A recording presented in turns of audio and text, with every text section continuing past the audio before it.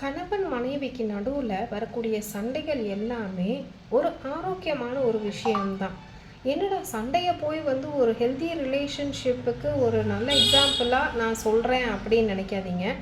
அந்த சண்டை உங்களுக்குள்ள மார்னிங் ஸ்டார்ட் ஆகி ஈவினிங் ஆர் நைட் முடிஞ்சிடுச்சுன்னா தட் இஸ் ஓகே. அது ஒரு நல்ல ஹெல்தி ரிலேஷன்ஷிப்புக்கான ஒரு அடையாளம். ஆனால் அந்த சண்டை 2 நாள் 3 நாள் இல்லை உங்கள் ரிலேஷன்ஷிப்பையே பிரேக் பண்ணுற அளவுக்கு வந்தால் அது கண்டிப்பாக தப்பு. அதை எப்படி சார்ட் அவுட் பண்ணுறது அப்படின்றதுக்கான ஒரு 5 டிப்ஸ் தான் இந்த வீடியோவில் நான் உங்களுக்கு சொல்ல போகிறேன். மறக்காமல் வீடியோவை ஸ்கிப் பண்ணாமல் ஃபுல்லாக பாருங்கள். நம்ம சேனலை சப்ஸ்கிரைப் பண்ணிக்கோங்க. வாங்க வீடியோக்குள்ளே போகலாம். நம்பர் 1, நாம் சரியாக இருக்கமா அப்படிங்கிறது முக்கியமே கிடையாது. நம்மளோட உறவு தான் முக்கியம். நான் சொல்கிறது தான் சரின்னு ஒரு ஹஸ்பண்டோ இல்லை ஒரு ஒய்ஃபோ 2 பேருமே அவங்களுடைய கருத்துக்களை எக்ஸ்பிளைனே பண்ணாதீங்க. நமக்கு நம்மளோட உறவுகள் தான் முக்கியம், நம்மளோட ரிலேஷன்ஷிப் தான் முக்கியம். என்னோட கருத்துக்களை நான் உங்ககிட்ட திணிக்காமல் ஓகேன்னு ஒரு நிமிஷம் விட்டுருங்க. உங்கள் ஈகோவை விட்டுருங்க, சைலண்ட் ஆயிருங்க. ஓகே, அவங்கக்கிட்ட நீங்கள் தோற்று போகிறதா நினைக்க வேண்டாம். அந்த இடத்துல ஜெயிக்கிறது உங்களோட உறவாக தான் இருக்கும். சப்போஸ் அவங்கள நீங்கள் தோக்கடிச்சு நீங்கள் ஜெயித்தாலும் உங்களோட உறவு அந்த இடத்துல தோற்று தான் போகும். ஸோ நீங்கள் ஜெயிக்கிறது முக்கியமாக இல்லை அந்த இடத்துல அந்த ரிலேஷன்ஷிப்பை நம்ம பாதுகாக்கிறது முக்கியமான ஒரு நிமிஷம் நீங்கள் யோசிச்சு பாருங்கள், ஒவ்வொரு தடவையும் சண்டை போடும் பொழுதும். டிப்ஸ் 2, எப்பயுமே ஒரு விஷயத்தை நம்ம பேச ஸ்டார்ட் பண்ணும் பொழுதோ ஆரம்பிக்கும் பொழுதோ நீ அப்படின்னு ஸ்டார்ட் பண்ணாதீங்க, நான் அப்படின்னு ஸ்டார்ட் பண்ணுங்கள், இல்லை எனக்குன்னு சொல்லி ஸ்டார்ட் பண்ணுங்கள். உதாரணத்துக்கு நீயே எப்பயுமே லேட்டாகவே வர அப்படின்னு நம்ம கேட்குறதுக்கும் நீ லேட்டாக வரும் பொழுது எனக்கு கஷ்டமாக இருக்குது அப்படின்னு என்னோட உணர்வுகளை வச்சு நம்ம அந்த இடத்துல பேசும் பொழுது அந்த இடத்துல சண்டை கொஞ்சம் கம்மியாக தான் வரும். ஸோ நீ ஏன் இப்படி பண்ணுற அப்படின்னு நம்ம அந்த வேர்டை யூஸ் பண்ணுறதுக்கு பதிலாக எனக்கு என்னோட உணர்வுகள் நான் அப்படின்னு நம்மளோட உணர்வுகளை வச்சு அந்த இடத்துல பேசும் பொழுது சண்டைகள் கொஞ்சம் கம்மியாகிறதுக்கான சான்சஸ் இருக்குது. இது நீங்கள் அடுத்த டைம் ட்ரை பண்ணி பாருங்கள்.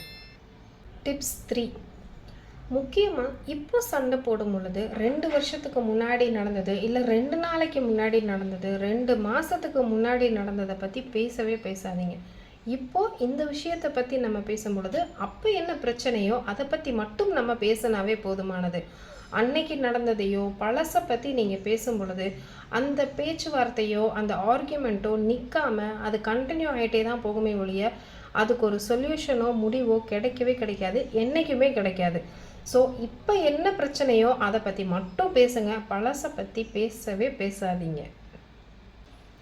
டிப் 4, கோபத்தோட உச்சத்தில் இருக்கும் பொழுது எது பேசினாலுமே நம்ம என்ன பேசுகிறோன்றது நமக்கே தெரியாமல் கோபத்தில் வார்த்தைகளை விடவோ ஹார்ஷாக பேசுகிறதுக்கான வாய்ப்பு ரொம்பவே நிறையா இருக்குது. அந்த மாதிரி ரொம்ப நம்ம கண்ட்ரோலே பண்ண முடியாமல் இருக்கக்கூடிய சமயத்தில் ஒரு டைம் பிரேக் எடுங்க. ஸோ கொஞ்ச நேரம் பிரிஞ்சிருங்க, எதுவுமே பேச வேண்டாம், ஒரு சைலன்ஸாக இருந்துக்கோங்க. நீங்கள் என்ன பேசுனீங்கன்றதை நீங்கள் உணர்றதுக்கான ஒரு டைம் வேணும். அவங்க மேலே சப்போஸ் மிஸ்டேக் இருந்தால் அதை அவங்க உணர்றதுக்கான ஒரு டைம் வேணும். அந்த டைம் நீங்களும் எடுத்துக்கோங்க, அவங்களுக்கும் அந்த டைமை கொடுங்க. ஸோ இந்த டைம் பிரேக் ரொம்ப முக்கியமான ஒரு விஷயம் கோபமாக இருக்கும் பொழுது. ஒரு அரை மணி நேரமோ இல்லை ஒரு மணி நேரத்துக்கு அப்புறமோ இதை பற்றி நிதானமாக நீங்கள் பேசி பாருங்கள். கண்டிப்பாக இந்தளவுக்கு நம்ம கோபமாக பேசுகிற அளவுக்கு அந்த 1/2 அன் ஹவருக்கு அப்புறம் நம்ம பேசக்கூடிய பேச்சுவார்த்தை கண்டிப்பாக இருக்காது. ஒரு நிதானமாகவும் ஒரு தெளிவாகவும் பேசுவோம், அந்த இடத்துல வார்த்தைகளை நம்ம விடமாட்டோம். டிப்ஸ் 5, எதுவாக இருந்தாலும் நீங்கள் பெற்ற குழந்தைங்க முன்னாடி இருந்தாலும் உங்களோட பெற்றோர்கள் இல்லை வெளியில் யார் உங்கள் ஃப்ரெண்ட்ஸ் யாராக இருந்தாலும் அவங்க முன்னாடி உங்களோட லைஃப் பார்ட்னரை விட்டு கொடுக்காதீங்க, கேலி செய்யாதீங்க. அவங்க ஹர்ட் ஆகிற மாதிரி கிண்டல் செய்ய வேண்டாம். நான் சும்மா விளையாட்டுக்கு சொன்னேன், நீ ஹர்ட் ஆகாத, இது ஜஸ்ட் நம்ம பேசிக்கிறது தானே அப்படின்னு சொல்லி உங்கள் குழந்தைங்க முன்னாடி கூட உங்களோட லைஃப் பார்ட்னரை நீங்கள் விட்டு கொடுக்காதீங்க, கேலி செய்யாதீங்க. இது ஏதோ ஒரு இடத்துல உங்களை அறியாமையே அவங்கள ஹர்ட் பண்ணிடுவீங்க. நீங்கள் ஹர்ட் பண்ணணுன்ற இன்டென்ஷனில் பண்ணியிருக்க மாட்டீங்க, ஆனால் அவங்க ஹர்ட் ஆவாங்க. இது ஆணாக இருந்தாலும் சரி பெண்ணாக இருந்தாலும் சரி, எதுவாக இருந்தாலும் நீங்கள் தனியாக இருக்கும் பொழுது தனிமையில் அவங்க செய்கிறது பிடிக்காமல் இருக்கலாம், இல்லை உங்களை கஷ்டப்படுத்தி இருக்கலாம், இது எதுவாக இருந்தாலும் தனியாக நீங்கள் கூப்பிட்டு அவங்கள்ட்ட பேசுங்க, டிஸ்கஸ் பண்ணுங்கள். அதையும் பொறுமையாக சொல்லுங்கள். எனக்கு கஷ்டமாக இருக்குது அப்படின்னு சொல்லுங்கள். நீ இப்படி பண்ணாத, நீ பண்ணுறது எனக்கு பிடிக்கல அப்படிங்கிற மாதிரி அவங்கள டிஃபெண்ட் பண்ணாதீங்க. ஸோ இந்த 5 டிப்ஸ் உங்களோட லைஃப்பில் நீங்கள் ஃபாலோ பண்ணி பாருங்கள். கண்டிப்பாக உங்களுக்கு ஒரு ரிசல்ட் தெரியும். சண்டைகள் குறையிறதுக்கான வாய்ப்பு கொஞ்சோண்டு இருக்குது. இந்த டிப்ஸ் உங்களுக்கு பிடிச்சிருந்ததுன்னா லைக் பண்ணுங்கள், ஷேர் பண்ணுங்கள், கீழே கமெண்ட் பண்ணுங்கள். மறக்காமல் நம்ம சேனலை சப்ஸ்கிரைப் பண்ணிக்கோங்க. பாய்.